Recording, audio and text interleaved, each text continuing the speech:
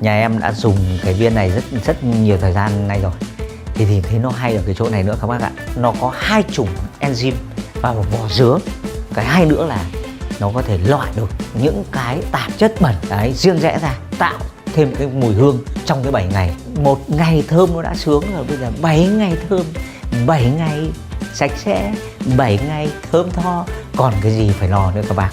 Trong khi dùng, Chiến Thắng còn phát hiện ra một cái điểm khác biệt nữa là ở cái em viên giặt xả 3D Bell Home này ấy, là quần áo ngâm qua đêm không hề bị có mùi hôi thối, trời nồm cũng không có mùi khó chịu. Mà chưa hết đâu các bạn, còn tiếp cái hay nữa đấy, càng về sau nữa lại càng nhiều cái hay nữa.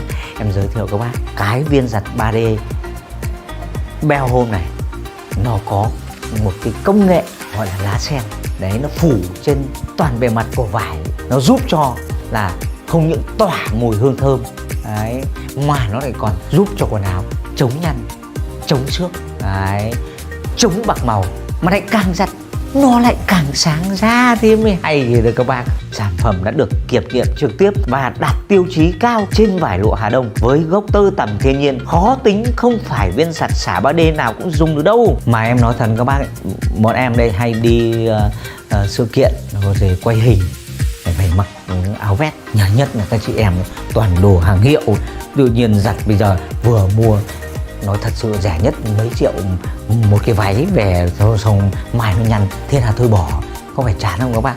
Mà đặc biệt như này này, khi mua cái sản phẩm viên giặt 3D Bell Home là các bác sẽ có cái giá của nhà máy đấy, giá gốc, giá rất hời. Khuyên các bác hãy dùng cái viên giặt 3D Bell Home này đi.